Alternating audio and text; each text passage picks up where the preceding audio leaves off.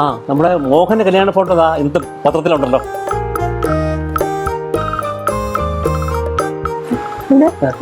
കേട്ടോ,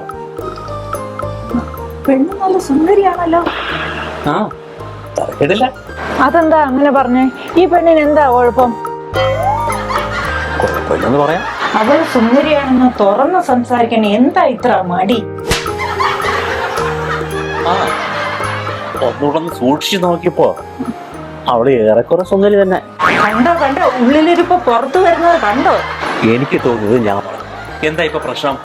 എനിക്ക് അവളുടെ അത്ര സൗന്ദര്യം ഇല്ലെന്നല്ലേ മനുഷ്യ നിങ്ങൾ ഈ പറഞ്ഞതിന്റെ അർത്ഥം?